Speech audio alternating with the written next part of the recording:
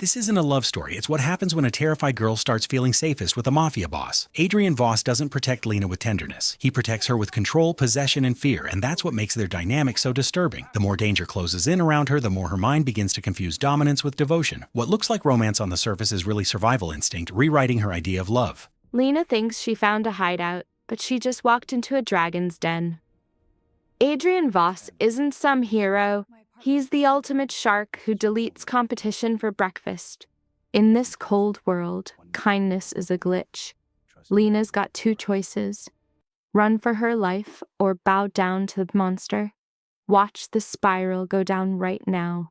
1:47 a.m. Lena's scrubbing floors while losing her mind, with only a flickering neon light for company as her shift finally dies out. The Moonlight Cafe is a total dump, basically a monument to losing at life, but it's the only roof over Lena Park's head tonight. Marcus is humming away his trauma while Jerry nurses a lukewarm drink. They're basically ghosts haunting this cheap, falling apart purgatory. 2 a.m. sharp. Jerry bails and leaves Lena wide open. Hidden in the shadows, some creep is eyeing her like a snack he's about to buy. Her gut says run, but she plays it off as city vibes. Wrong. This silence is lethal. It's a predator waiting for the perfect moment to strike. Minutes later, he pops out. A pale freak with dead eyes. Lena's heart hits 100 beats a minute as pure, unadulterated terror kicks in. She tries to shout for Marcus, but her spine is gone. Marcus wants to help, but he's bringing a knife to a nuke fight. 2:15. Jerry's long gone. The creep shows up. Lena's fumbling with the locks, her brain short-circuiting as total panic takes the wheel. She bolts through the trash-filled alleys. A 3-block sprint to the car feels like a marathon with a demon breathing down her neck. The stalker stops playing nice. Marcus screams, "Go!" while Lena's a shaking mess, finally diving into her rusted-out Honda like it's a bunker. Marcus plays the hero, badly. Lena's failing to start the car like a tragic movie lead while the bad guy closes in, totally chill. Shouting doesn't work. The creep just grins and says her name like a death sentence. Marcus tries to fight, but he's already toast. He reaches into his coat. Lena freezes. In this dark alley, a cell phone feels as heavy and terrifying as a loaded Glock. He ignores the cook and stares at Lena like he already owns her soul. She snaps, flooring it toward the fancy side of town. She crashes into a high-end lobby, her cheap sneakers squeaking on fancy marble. Totally broken, she begs the rich staff to save her. Total silence, just a bartender and 2 dudes who run the world. Then one of them stands up, sharp as a straight razor. Enter Adrian Voss, a stone-cold killer in a $3,000 suit. He scans Lena with a look that would make a statue sweat. He speaks, and the whole room shuts up.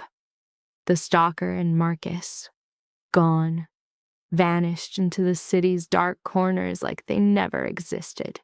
Lena's breaking down, so Adrian sends his pit bull, Victor, to handle things. Suddenly, this billionaire is the only thing keeping her world spinning. He tells her to sit, and she does it like a robot. The adrenaline wears off, leaving a scared girl staring at a human weapon. He knows everything. This wasn't bad luck, it was a setup. Lena realizes she's just a pawn in a game he's already won. Voss laughs off the cops. To him, they're just paper pushers. He tells her straight up, he's the only protection she's got left. He hands her a gold card. A VIP pass to his world. Don't get it twisted. He's not saving her. He's building her a golden cage. Victor's back and the threat is neutralized. Adrian looks calm, but the air is thick with the smell of "don't mess with me." He wants to know who sent the creep. Lena starts feeling safe, which is a total trap. She's just trading one monster for a bigger one. She tries to walk, but Adrian's in charge now. He puts Victor on her like a shadow. Suddenly, the open streets feel like a prison cell. Victor checks her car like he's prepping a crime scene. Lena's thanks feels fake. He follows her home, a set of predator eyes in the glass. She stares at that card until sunrise. It's a lifeline and a dog collar all at once. Morning hits and everything looks gray and dead. Back to the daily grind, filing medical records for some soulless company just to keep the lights on. She's a walking zombie. Phone buzzes, a brutal hit on Madison Street at 4 a.m. Lena's blood turns to ice. That's her own turf he's talking about. Victim is in the ER. No leads. A blurry photo shows her stalker. Lena's world shatters as she stares into her cold coffee. 2 p.m. Marcus confirms the guy is history. Just a black hole of pure, cold dread in her gut. Marcus gets the vibe. Adrian is a straight-up beast. He isn't doing this out of the goodness of his heart. Boring office walls, a heart made of lead. Every shadow Lena sees feels like it's wearing Adrian's suit. Her own apartment feels like a trap. That card Adrian gave her? It's basically a ticking time bomb in her hand. She makes the call. Adrian's voice is pure power. How he handles business is strictly off the record and very bloody. Turns out the stalker was just a worm on a hook. He tells her, show up at 8 or it's game over. A cold-blooded choice. Sign a deal with the devil if you want to stand a chance at surviving the night. Fancy restaurant. Expensive wine masking a deadly trap that's about to spring shut on her. Adrian is waiting. Perfect hair, perfect suit, and a brain that's already calculated 10 different ways to end you. He talks about life and death like he's reading a menu. His eyes are literally tearing through her last bit of sanity. He likes her grit. He orders her food without asking. This is total 100% dominance. That guy Chen, broken bones and a hospital bed. Adrian calls it a correction. I call it a message sent in blood. Look at this, guys. Park just got downgraded from a human being to a literal serial number in a ledger. Under the watch of ghosts, she's fading fast, going from a real person to just another target on a hit list. He's throwing her a lifeline while she falls apart, basically feeding on her soul until she totally vanishes. Staying alive ain't cheap. Say hello to the shadow boss, a soulless freak with a major god complex. Fear is his favorite tool. He's surgically shredding her reality to make sure he's the only person she has left. The perimeter is set. Her freedom is the first thing to die now that he officially owns her entire fate. A bell rings and Adrian pieces out, looking colder and stiffer than a block of ice since the winter. The safe house is compromised. 2 goons get deleted, and her dream of being safe is officially burnt to ash. The extraction crew is ready. A black sedan rolls up like a coffin, and Park is now just high-value cargo. They're hitting the sanctuary, where the mental games for survival start messing with her head. For real. On the run and desperate, she literally jumps into a predator's mouth just to find some freaking answers. Hacking that data lit the match, but it was the daughter, Lena, who really got caught in flames. Lena is history, a total mistake in a world where they shoot first and ask questions never. He lives in a massive glass palace that reeks of money but feels about as warm as a fridge. Under that fancy suit is just a hollow void. He's a top-tier predator disguised as a boring businessman. He's like, I'm your only shield, while the whole city just ignores her as she loses her mind. She finally folds. His place is just a cold, concrete box that's about as welcoming as a morgue. No cozy vibes here. Every corner is built for spying instead of, actually living a life. This protection is a total trap? He already downloaded her entire life history before she even walked in. Exhaustion wins. Drugged into a fake peace, she's totally forgotten what it's like to have a choice. It's a win-or-die game now. Either stay in this house or stop existing. Simple as that, guys. She's hitting the bottle to forget the horror, but to him, she's just a glitch in his system. Survival mode is on. She hides in the guest wing, knowing her captor is her only literal bodyguard. She's checking the locks, but he basically tells her that no door can stop a beast like him. The guest suite is just a hollow shell. She looks outside and sees only the darkness ahead. Guys, pros are tracking her every breath. She bolts the door, but it's useless against the man who owns everything. The night was pure trauma. She wakes up to coffee in a house built on blood and violence. He makes coffee like a robot, treating her like a broken machine instead of an actual guest, guys. He likes his coffee dark and his room silent. She demands the tea on those hitmen hunting her. He casually mentions his goons are torturing people for info. Violence? That's just his morning routine, guys. She can't afford a conscience anymore. A Russian thug walks in, and the room instantly turns to ice. Huge news drops that changes the whole game. His eyes turn to ice because things just got terrifying. Her home is literally a bonfire on screen. This was a hit, a message written in pure fire. At 0400 hours, her life became ash. That broken glass on the floor is her mood. Fear is his main weapon. She snaps and blames her savior for the literal fire she just escaped. He hits back with logic. He didn't light the match, he just dragged her out of the fire. He's not out for revenge. He's out to delete problems. He just wants this messy equation gone, permanently. He gives a silent nod and preps for the hunt. Her whining gets shut down by one death stare. He's a wolf in a suit, telling her she really doesn't want to see the beast he becomes next. The tension cracks, but the wall stays up. She's left watching her life burn on a digital screen. She cleans just to stay sane, but his terrifyingly calm voice is still ringing in her ears, guys. At 12:00, her bodyguard serves lunch. This dude's been babysitting the boss's ego for 7 years. Confusion is a death sentence. At 15:00 hours, the predator returns to his high-tech lair to hunt. He washes the blood off, totally unharmed. That red stuff, it belongs to the guy who talked too much. One bloodstain is left on his collar. A trafficker named Vincent is hunting for her dad's secret ledger. Yo, Vincent is completely delusional. He thinks his dad's legacy is just some get-out-of-jail-free card. But the guy would literally nuke the planet before admitting he messed up. Total ego trip. Lena is straight up falling apart. But then he pulls out the receipts, a physical ledger he convinced some poor soul to hand over. Let's just say the guy found his voice real quick once things got painful. They snatched this book from a dusty locker 2 hours ago, and now he's clutching it like it's the Holy Grail. He actually thinks he can play God and rewrite the laws of the universe with just one book. The audacity. Is he still gonna kill me? She asks. And get this, he talks about homicide like he's reading a grocery list.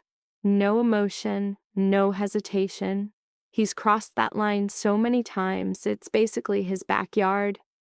Welcome to your new reality, Miss Park. Rule number 1, total submission.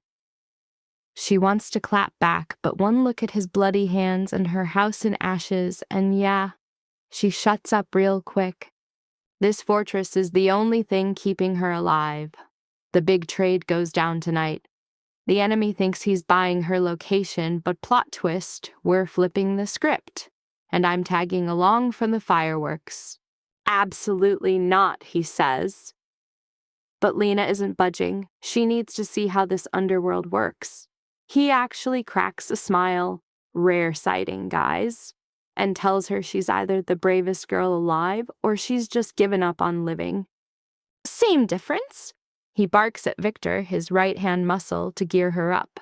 She's like, a vest? And he's just like, yeah, it keeps lead out of your heart, Lena. Next thing you know, she's trading her civilian fit for a full-on battle armor shell. 1 hour later, she's decked out in heavy denim, looking like a total boss. The armor is light, but the fact she even needs it is making her stomach turn. Then Adrian walks in, finally ditching his bloody clothes for a fresh look. You ready? Not even close. At least you're honest. The drive to the harbor takes 40 minutes, and the scenery is straight up industrial purgatory. He looks out and says, "Welcome to Marcus's hunting grounds." Where did he mess up? She asks.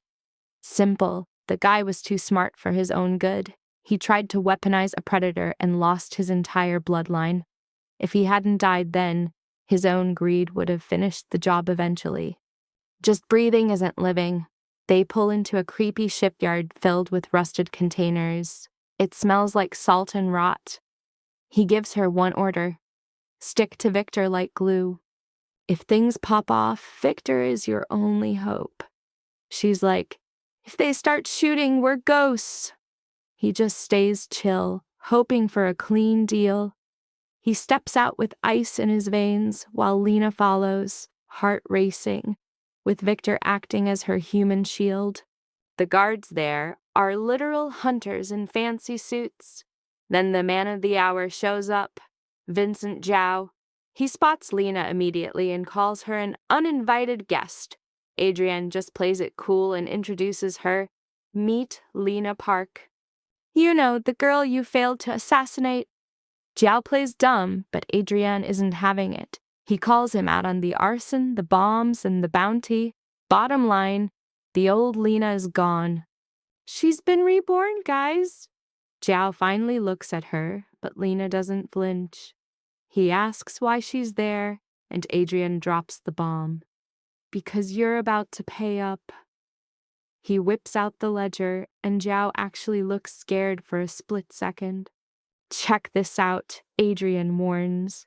This book is your entire legacy. Every fake name, every smuggle, every cent. It's a one-way ticket to prison. I can hand it to the feds or I can burn it right here. Your choice. What's the price? Zhao asks. Simple. Total peace. Lena Park is now sacred ground. Agree, and the book burns. Refuse? The feds get a file by dawn, and I'll personally come for your soul tomorrow night. Talk about a cold ultimatum. The silence is heavy enough to crush you. Zhao is eyeing that book and his guards.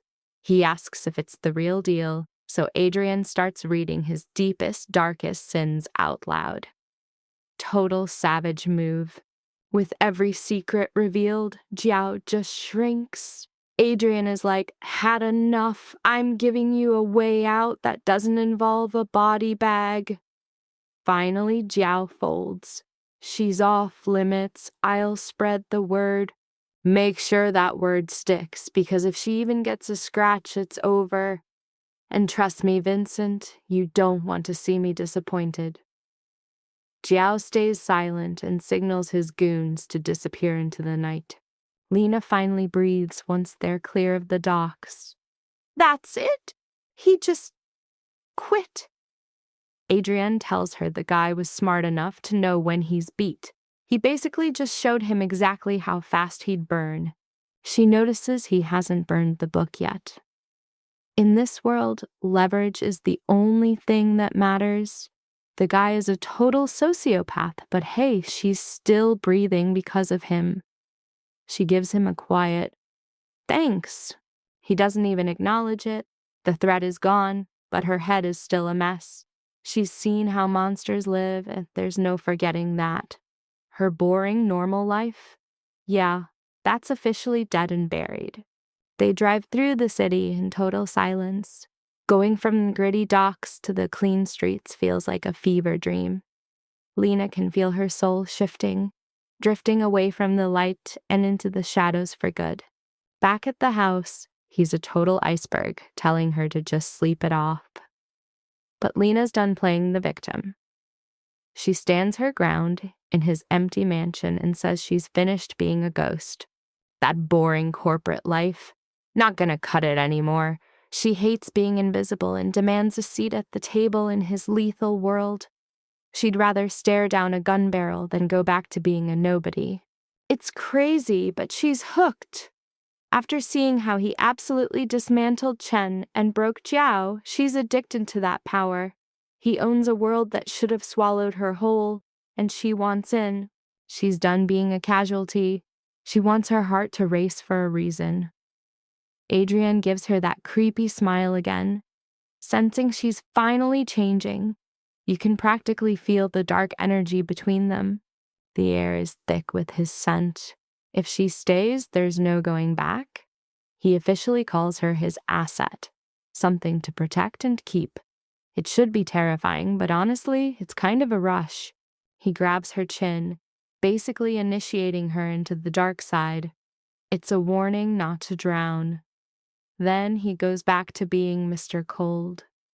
That night, Lena leaves her door unlocked, fully surrendering to the shadows.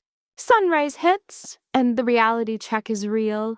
Adrian is already on the grind, barking orders in Russian. He actually looks tired and messy. The only time this cold-blooded killer looks remotely human. He makes her coffee exactly how she likes it. The immediate danger is gone, but now her name is a whisper in the streets. Every predator out there is wondering who she is and why the boss is keeping her close. Their bond is straight up toxic and complicated. Victor rolls up with some heavy news, and Adrian's face turns to stone. He sees a new threat coming fast, and you just know it's about to get ugly. 4 people are already dead, and the body count is just starting. Adrienne tries to bench her for her own safety, but she's not having it. She refuses to sit on the sidelines while the world burns. She's begging to help, and Adrian finally loses his cool. He shows her the blood on his hands. 4 of his guys got jumped, and 2 are already gone. He's not about to let her name be the next one on the casualty list. It finally clicks for Lena. Her entire existence is now a literal crime scene. Every drop of blood spilled? Yeah, that's going on her tab. She's officially part of the mess. He laughs at her idea of being safe. Now she's just sitting there in the silence, feeling the crushing weight of those 4 dead guards on her soul. Welcome to the big leagues, Lena. Victor is just chilling, staring at his phone like it's a normal Tuesday. Meanwhile, Lena is totally spiraling, begging for just one shred of the honest truth. To Victor, the dead guys are just paperwork. But for Adrienne, this is personal. This is a full-blown vendetta against a rat who decided to talk. And you know he's gonna make them pay. A leak in the crew is a straight-up death sentence. When Lena asks what is going on, Adrian just says the rat has been uninstalled from reality. Man rolls in at sunset looking like he lost a fight with a wood chipper. He does not say a word, just limps toward the shower, looking totally cooked. Look at this guy. Naked, bleeding everywhere, but still cracking jokes. He is basically saying the other dude is in a casket right now. Lena is trying to play nurse while he keeps that stone-cold face on.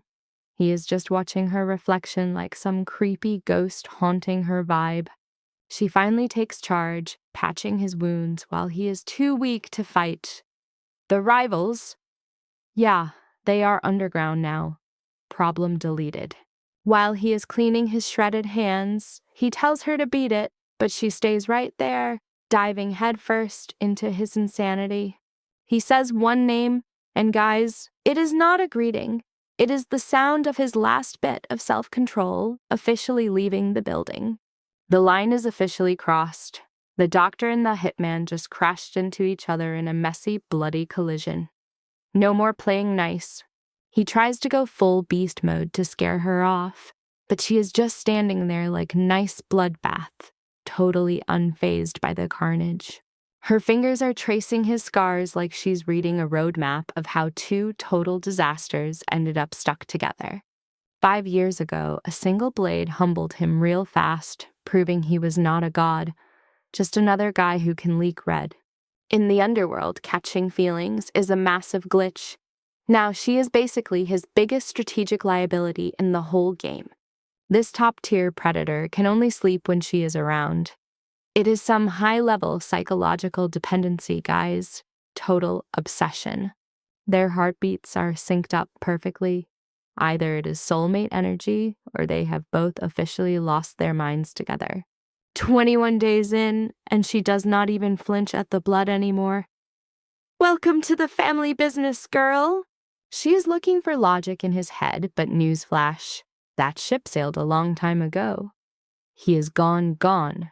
To the mob, she is just a pretty target, a walking shoot here sign that is going to get everyone cooked.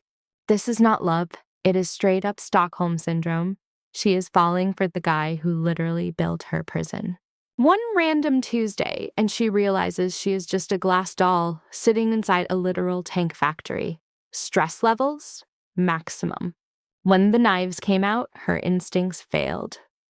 Reality check, there is no script here and nobody is coming to save you. Her story almost hit the credits way too early. She was one step away from a permanent and very silent dirt nap.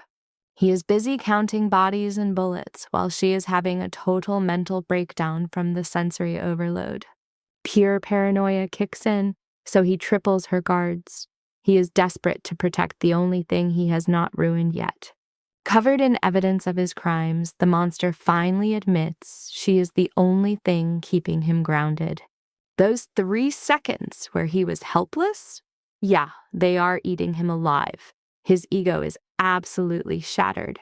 She has become his only anchor to the real world, the only thing that can quiet the storm in his head. He uses a wedding ring as a tactical move. It is not romance. It is a strategic play to lock down his asset. He is not asking to marry her because he is a romantic. It is his last-ditch effort to build a wall around his life. Claiming her is a total power move. He is basically turning her into human body armor against all his enemies. Her defenses finally break. They are trauma bonding in the middle of a burning empire. Talk about toxic. That massive diamond is not a gift, guys. It is a high-end, high-carat handcuff for his favorite new pet. She thinks they are getting close, but they are actually just drowning in the same dark ocean together. Rest in peace, logic. 24 hours left on the timer before he officially owns her soul forever. No refunds, no exchanges. He is marking his territory like a wild animal, basically telling the whole world to back off or get ended. She is just the newest trophy in his golden cage. She is worth a fortune, but her wings are officially clipped. She is not nobody anymore. She just became the highest valued hit on every assassin's list in the city. The guards see him catching feelings and know it is over. In this world, having a heart is a death warrant. The whole underworld just shifted. She is now the center of his universe, and he is watching her every move. He is burning every bridge just to keep her. By noon tomorrow, they are legally locked in for life. 7 minutes, 2 witnesses, and 0 beauty. Just a cold contract signed in ink and blood. There was no asking. He just took over. She is already way too deep in his twisted world to escape now. One brother acts nice, while the other builds a luxury fortress with 6 months of security clearance just to enter. She thinks this is a fresh start, but he is just looking for more fuel to burn the whole world down. 30 days in, and she is already vibing with a killer. She actually feels safe because he is the scariest guy in the room. One creepy smile, and it is a done deal. He is tearing his whole empire apart just to fit her in. Once the sun drops, she gets a brand new name and a rank he is basically daring the whole world to touch. He is orchestrating a total massacre, and honestly, she is chillingly unfazed while diving headfirst into his chaotic life. Their romance is haunted by the Reaper, and that short 6-day piece gets trashed by a revenge-hungry ghost. She is playing house while he is hunkered down in his fortress, watching the security perimeter get absolutely shredded. That banished brother finally crawls back after 3 years with 12 goons from hell to snatch his crown back. The eldest is a pure beast, but Adrian's cold vibes hide the fact that he tried to bribe this guy into a permanent grave. Victor is a literal parasite, and now that Adrian's secret hit missed the mark, their bank accounts are wide open. Diana is on standby while Victor finishes his 3-year banishment, eyes locked as a throne he is ready to paint with blood. He is coming for the crown and the girl, making Adrian realize this whole situation is about to be a straight-up apocalypse. Sneaking around is over. Adrian is ditching his hidden play and stepping right into the line of fire. Get ready for a tactical genius fighting a hungry monster who treats the concept of mercy like a language he never learned. Adrian plays it smart by making a scene in public, using the entire city's attention as a human shield. High noon at a peaceful cafe becomes the ultimate flex zone, where Adrian treats Lena like a literal war trophy. This is that classic illegitimate son drama where the rightful heir thinks Adrian's existence is a personal insult. Their old man picked the narcissist over Pyro, sparking 3 years of plotting for this nightmare of a homecoming. 12 assassins are chilling in total silence, while everyone tries to act normal, despite the room smelling like a fresh grave. Victor uses an old nickname to twist the knife, then looks at Lena like she is just an entry on a shopping list. Adrian drops the marriage bomb, and Victor thinks it is a joke, seeing their actual love as some kind of emotional virus. Victor is hovering like a scavenger, mocking Adrian because he thinks the guy is too soft to take out his own brother. It is a battle of control versus pure madness right before the psycho locks his sights back on Lena. Lena brings up the 47 lives Adrian snuffed out, but he kills the topic instantly to keep her world from turning dark. As soon as Victor targets her, Adrian's poker face breaks, revealing a guy who would gladly torch the world for his girl. The only thing stopping a massacre was some third parties stepping in, making Adrian force his inner demon back into its cage. Victor mocks the idea of Adrian being a house husband, still crying because his crown got snatched years ago. The underworld wants things stable, but Victor is out here demanding a total bloody shakeup of the hierarchy. With the 48-hour deadline, even Lena realizes a bloodbath is coming because Victor is a literal psycho. Adrian gives a burn-it-all warning if Lena gets hurt, but Victor just responds with a fake mocking laugh.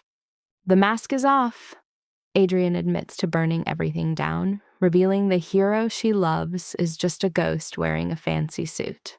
To him, ending lives was just like doing the laundry, a terrifying fact that Lena accepts with total devotion. The board is set, Adrian is calling in every favor he is owed, while the Mafia waits to see who walks out alive. Loyalty is going for cheap as the big brother uses quick cash to bait guys into a betrayal that will likely kill them. Lena is finally seeing how the gears turn, realizing just how terrifyingly calculated Adrian's power actually is. Sleep is out of the question, leading to a real moment where Adrian admits he is actually terrified deep down. He knows Victor has zero limits and admits he almost faked his own death just to get away from the drama. He tried to give her an out, but she chose the war zone, locking them into a bond that is basically a gorgeous death trap. They are done playing bodyguard. They have picked 3 families to crush, and their days of hiding are officially over. 3 years of prep later, and their team-up has become a straight-up weapon of mass destruction. Lena went from being a pawn to the master strategist, basically writing the playbook for their violent takeover. They wrecked 2 families, but the third one wants a chat at a warehouse, literally the oldest trap in the book. By demanding to be on the front lines, Lena proved she is not just a passenger, she is the architect of this war.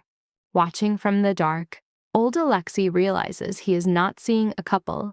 He is seeing the birth of a new criminal empire.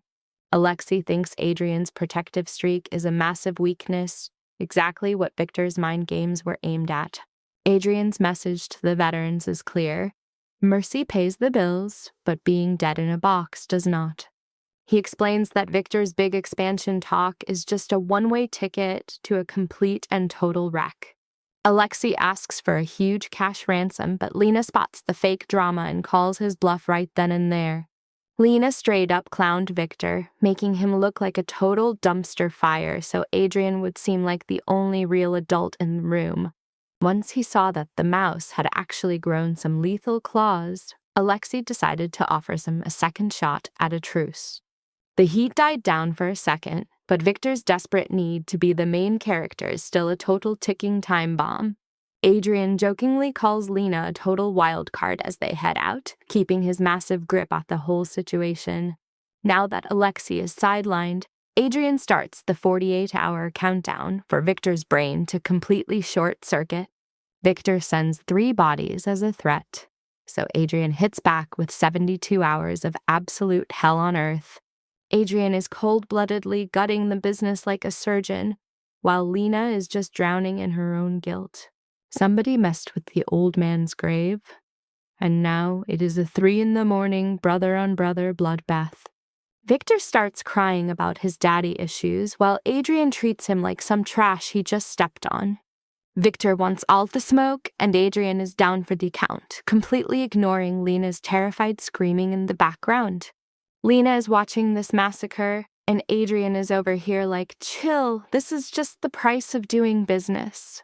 Forget those movie fight scenes, this is just 2 brothers absolutely mauling each other in the dirt. Adrian flips the script and starts choking the life out of Victor, just as they both completely run out of gas. Adrian actually tries to give him a pass, but Victor's ego is way too massive to ever back down. Victor literally pops his own joint to reach a weapon, but Lena is way too fast for him. Psych!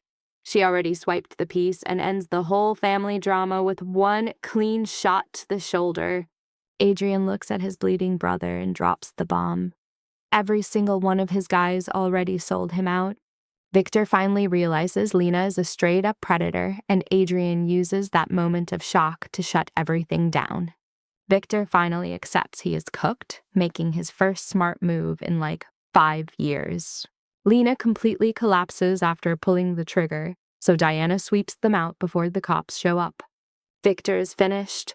Adrian's mercy is just a terrifying flex to show everyone who really runs this city. The whole mob bows down while Lena finally realizes she isn't just some innocent bystander anymore. Lena is terrified of her own dark side, but Adrian basically treats her like his only moral compass. Lena looks in the mirror and confirms that the scared little girl she used to be is officially dead and gone. It takes 14 days for the trauma to hit, bringing back the flashbacks and that heavy feeling of the steel. Adrian is everywhere, telling her that all this pain is just the tax you pay for staying alive.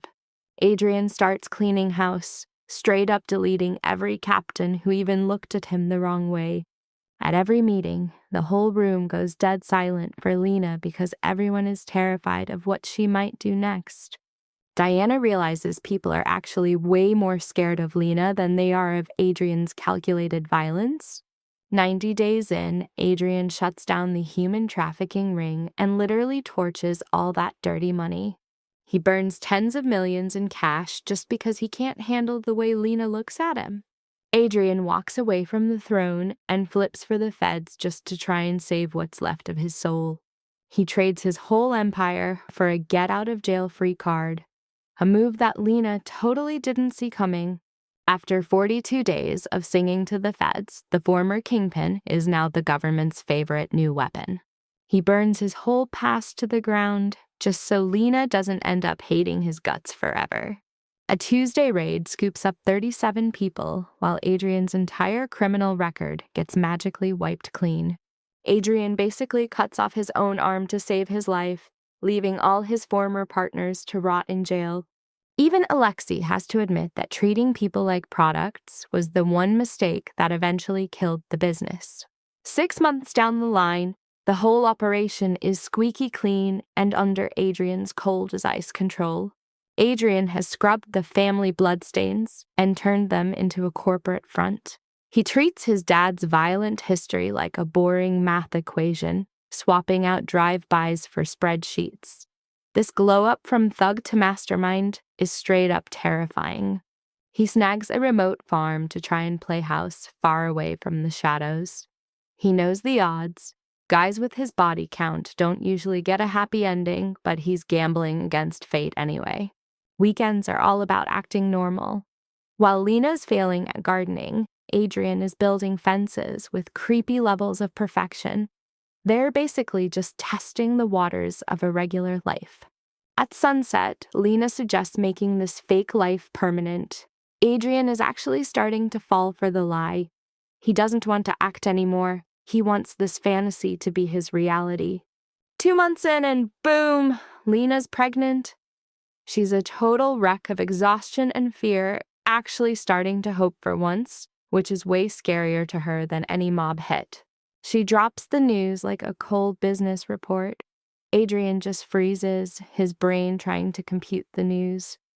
At 6 weeks, his face is a whole movie of every emotion he's ever buried deep. These two use dark jokes as a trauma shield, but when Adrian lets out a bone-chilling laugh, you know he is betting his entire life on this impossible play. He wants the smoke, all of it, no matter the cost. Once Lena sees he is for real, her fear vanishes. Adrian is literally rebuilding the global mafia to fit his own vision. Do not get it twisted. The pregnancy is a total nightmare for Lena.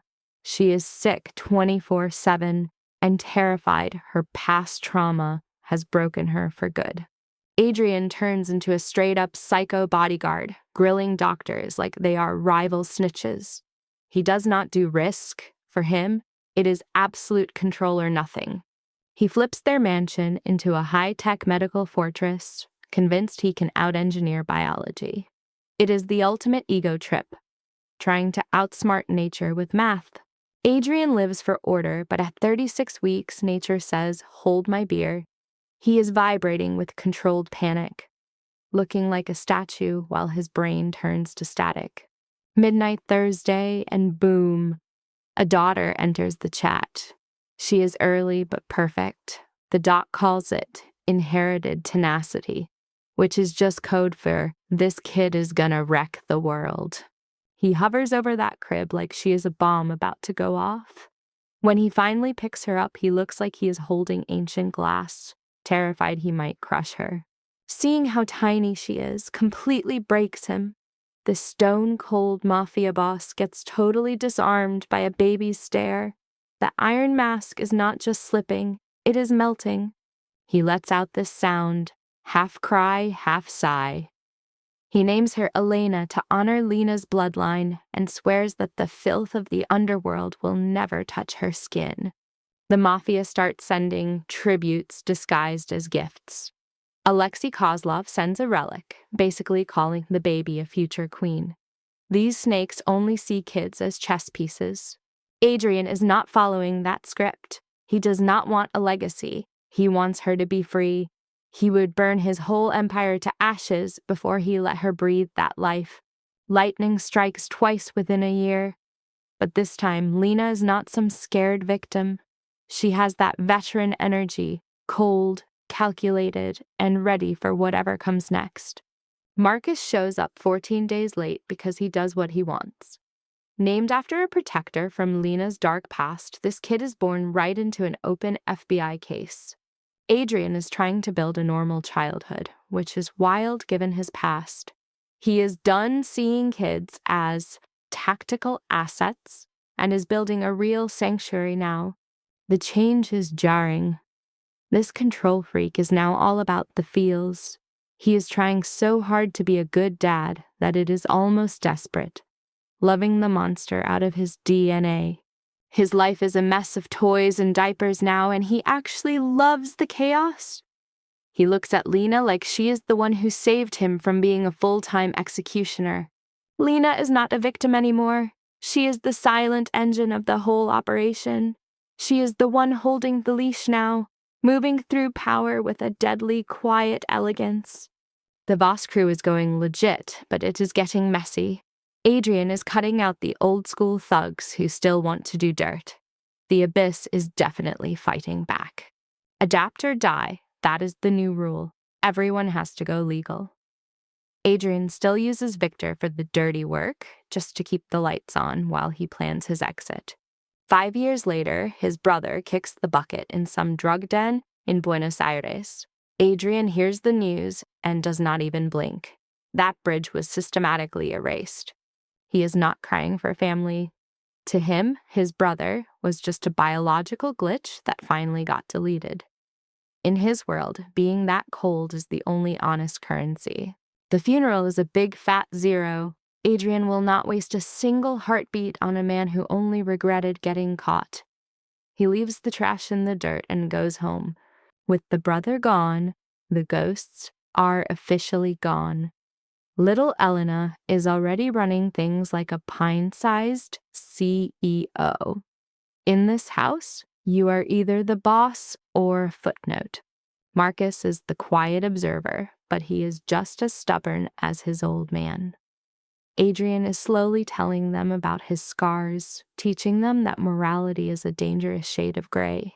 He tells a 9-year-old that sometimes you have to do the unthinkable to keep the family safe. He is basically teaching them that survival is paid for in moral compromises. By the time they are preteens, the transformation is complete. All that dirty money is now clean real estate. He has built a titanium wall between his kids and his sins. Lena looks at the man she used to fear and finally breathes. She sees a builder now, not a killer. But she knows the predator is still there. He is just hunting in the light. Adrian admits he is still the same guy deep down. He only stays chill because his family is the ultimate deterrent. They are the cage that keeps the beast locked up.